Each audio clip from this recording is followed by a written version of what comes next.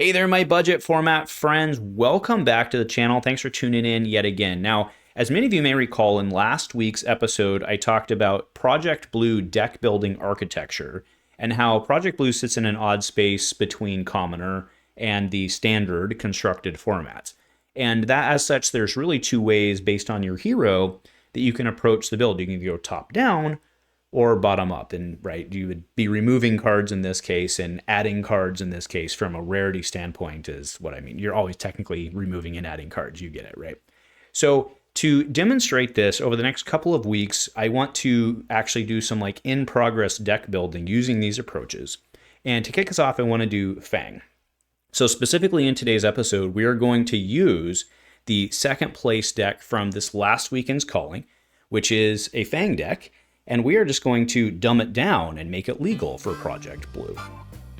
You're watching Budget Format Fab on Dice Commando, your BFF for all things in budget flesh and blood.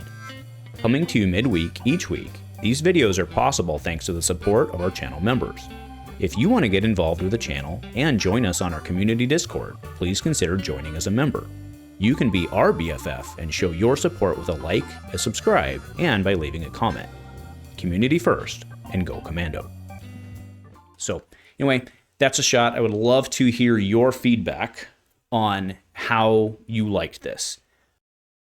Hey there, my BFF friends. So thanks for tuning in for this. And what we are doing, as I mentioned in the intro, is we're going to take Max Klein, right? He went to the runner-up position in the calling in Copenhagen in a really awesome match. Seeing Fang go not only into top 8, but all the way to the final was very, very, very exciting. And I had also just several days before that mentioned how Fang and Kayo, which we'll be doing next week, by the way, but Fang was one of the ones who was very, very, very good, well positioned in Project Blue to do a dumb down, so to speak. So what you see over here is Max Klein's deck. Now I have ported it over into Project Blue legality, and for those of you who don't care about the process, I feel you know what, videos are hard to watch. The link's below. Thanks for clicking. Love you, and go Commando. But for the rest of you, we are going to sit here and we're going to talk through the build approach because I think it has value for all of us, even myself watching this back and getting learning out of doing it. Okay, so the approach is what we're going to do is of course, all of the 3-ofs need to go to 2, right? Duh. But we're also going to do all these cards that you see not legal, because again, I copied the deck and I made it legal. I changed the settings and made it legal for Project Blue. So the cards were in there, and now they're not legal anymore. What we're going to do from a process standpoint is anything that's not legal, we're going to move into the maybe category. And then we are going to backfill them as 1-to-1 as we possibly can. Remember, not everything will have a 1-to-1 backfill. We're going to do that as much as we can to make this Project Blue legal. Now, the obvious starting point, obviously, is it always is, right, is your start and play stuff. So let's just be honest with ourselves. We got to go get kind of creative because Balance of Justice, no. The Arms, no. Crown of Providence, no. The other helm, no. The no love helm, the boots, of course. So nothing is legal. Okay, so let's just go ahead and start ourselves off with some equipment. So Gallantry Gold, I don't see any reason not to run that. We are going to go with the Refraction Bolters because it also has 1 Battle Worn. And then I don't really see any reason to not just run the Blade Beckoner stuff. I don't see anything that's better than that. I do think you want to run the boots, and I do think you want to run the arms because, you know, once things get free at the end, you can do pretty crazy things. Okay? So sounds good. Now in Project Blue, oh my goodness, that's right, we have rares. Now, the Battlefront Bastion is very clearly, so to be clear, the deck that I copied does not have a sideboard. So we're just going to remove this into our inventory. No big deal. Now, Blade Flurry, obviously not legal. So let's remove that to inventory. The other one is Long Whisker Loyalty. So wish that was legal. Goes to inventory. Hunt's End. I actually don't super like this card. I mean, it's crazy once you get it on. Now, Saber Bloodshed. Okay. Oh man, Oath of Loyalty we're going to miss. Sink Below. Not too big of a deal. The D-React's not too big of a deal. The Tenacity. Okay. And then Glint, that's a pretty easy backfill for us. That's an inventory slot. And then Snag is, well, we're just going to move that to, oh, shoot, I moved him to inventory. Oh, boo. Boo, Andrew. I said we were going to do it, and then I didn't. Sorry, extra clicks, but we'll get there. I'll speed it up through this, don't worry.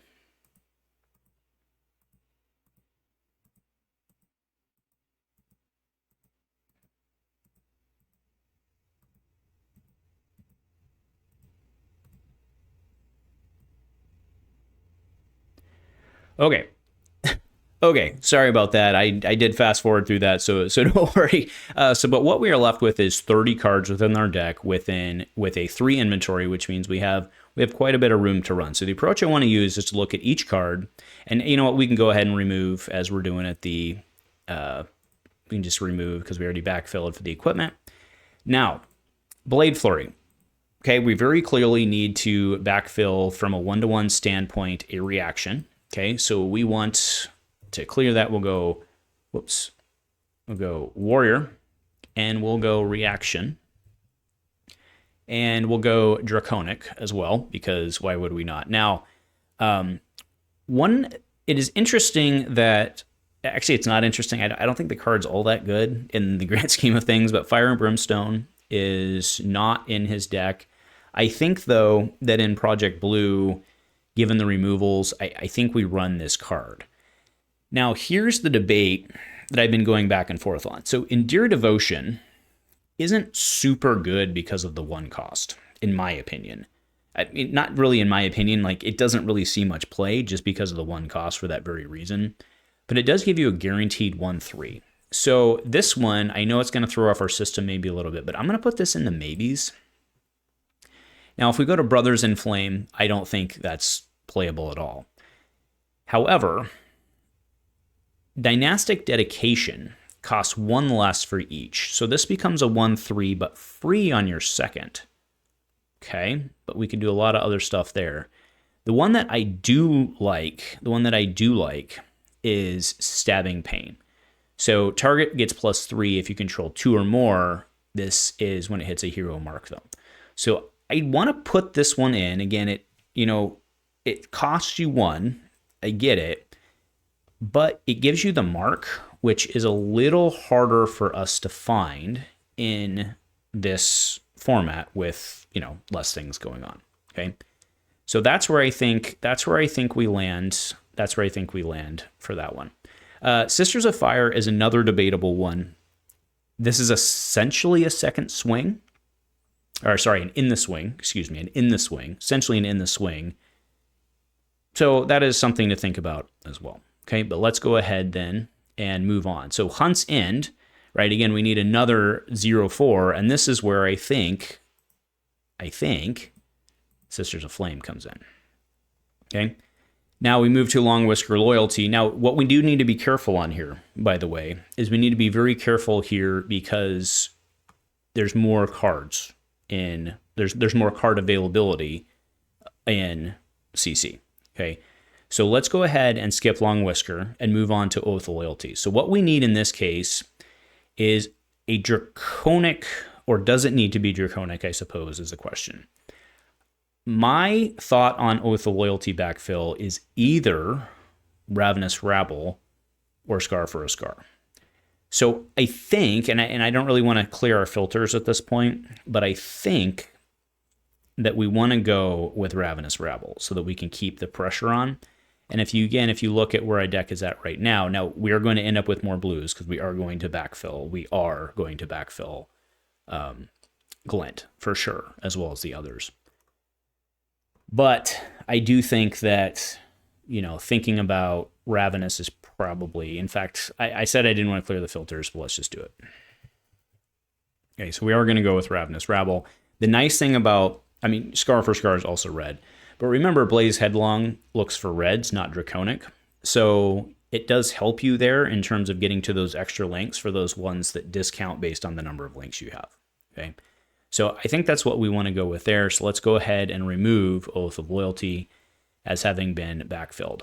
Now, Saber Bloodshed, there is no, especially at the rare level, there is no lack of 0/4. So what we're just going to do is we're going to say your next dagger attack gets, then go through that. And we have Cut Deep is right there. We have Diced. Well, that's kind of like a slice and dice. But Sworn Vengeance, again, I know this isn't... So here's the deal. Cut Deep, pretty good. Blocks 3 also. But Sworn Vengeance gives the threat of mark. And I think this is what I want to go with. So I'm going to put this in the maybe, just so we have it available in case we change our mind. But I think Sworn Vengeance is what I want to go with in the Project Blue format. Now we get to the reacts. Now we do have Smoke Out. And with kind of where we're at in our deck already, and again, I realize there's sideboard options and stuff like that, and we do have additional sideboard space. I want to hold off on assigning the reacts, okay? Now, the one that's relevant here is Sink Below, but I think we can make up for this in the Cut Deeps. Okay, so if we go look at, let's go back to just the cards, right? And we go look at Scar Tissue. Scar Tissue is what I meant. We have red and yellows here. There's a viable argument for increasing that to the blues, but I think with what we've brought in already for the marks, like with the Sworn Vengeance, I think makes a lot of sense. Now, Twist and Turn is another one. Twist and Turn, where's the Twist and Turn red? Right there. We have a Twist and Turn red somewhere. It was 1 red and 2 yellow. No, it's right there, sorry. So when your next attack, it's +4, and when it hits, attack with an extra time this turn. That seems pretty good off of the blue. So I don't see any reason to remove that, but I really do like the yellow here because I think what you're using this for is not only the resources, but you're using it for the extra attack threat. So I think that's really strong. The other card I do want to go bolster. I think we're going to need another Relentless.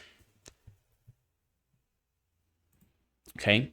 And then we have to go consider the fact that Glint is being removed. Now, do we go add a hit and run, which is kind of like the common backfill?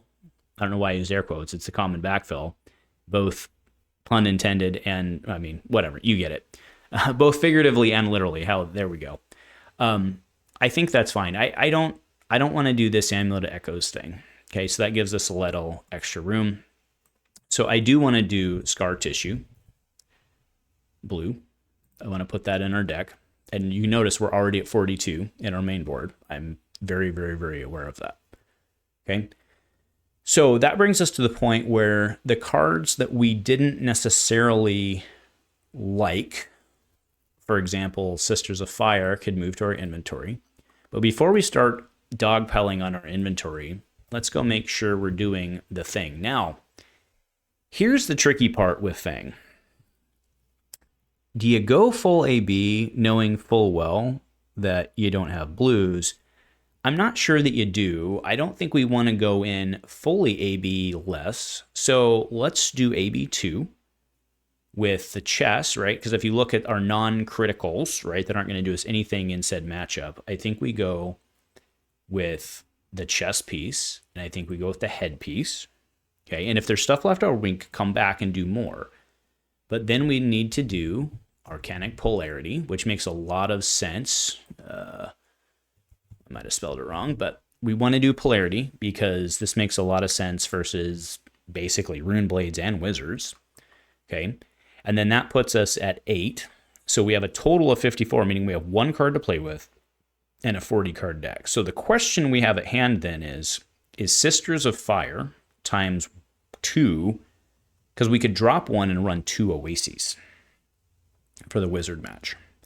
And I kind of think that might be the answer. And then if we ask ourselves if we're only running 1 Sisters of Fire, maybe we bring another Pauper, because I think that is important. And I think that's where I want to skew. So again, not everything here necessarily ended up 1-to-1, but again, if you look at it, you don't have the same capacity because of the 3, right? when you look at his deck, right? When you look at Max's deck, he was actually in CC running a fair number of 2-ofs.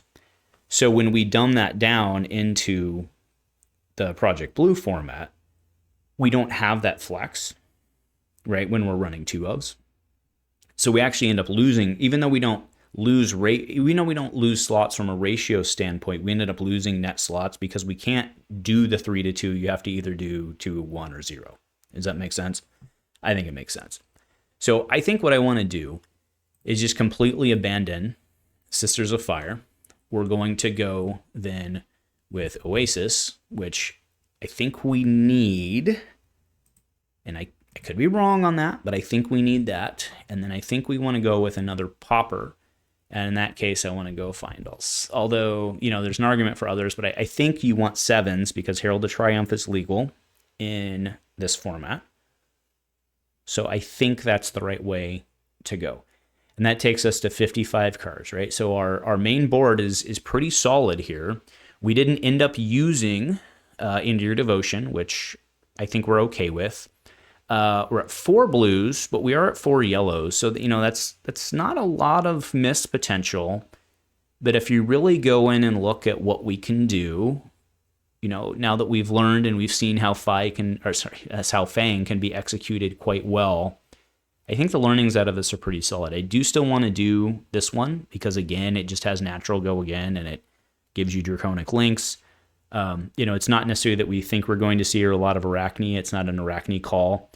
But I do think this one makes sense just from the point of view of having a single Draconic action with which to keep your fealty alive. I think that's very underappreciated about this. So I do think we want to stick on that one. So from the top down, this is my attempt, obviously, at a top down approach on the deck. And I think I'm pretty happy with this overall. The places that we could maybe warble back and forth, right? Cut from the same cloth. Max is only running, I believe, 2 of these. So this is like, and then if you go and you look at the other ones, like Twist and Turn, running 1 red, 2 yellows is what he was doing.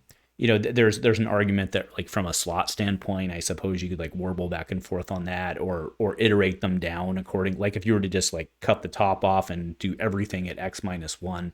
But I don't think we want to do that, right? I think we want to keep the spirit of his deck and just make it work within the format. And this is my attempt at doing so. So anyway, that will do it. Let's go ahead over to the cards and just run it down. So we've got 2 Affirms, 2 Blaze Headlong, 2 Blistering Blades, 2 Cut from the Same Cloth, 1 Fire and Brimstone for the Drakai and Hunt to the Ends of Wrath ×2, Imperial Intent ×2, Pledge Loyalty, Ravenous Rabble, a full boat of Scar Tissue. I think that makes a lot of sense. Searing Gaze, love that card. It looks awesome in foil, by the way. Smokeout, Stabbing Pain, Sworn Vengeance for the extra mark, Tooth of the Dragon, Twist and Turn ×3, 1 red and 2 yellow, then Relentless Pursuit. Then in the inventory, we have Arcane Polarity, Battlefront Bastion ×2, 1 Findals, 2 Oasis, and then AB2 on board. And again, if you want to run AB3, the easy swap is to take out the Pauper and set yourself up, but I don't know how much you're going to be able to pay for that.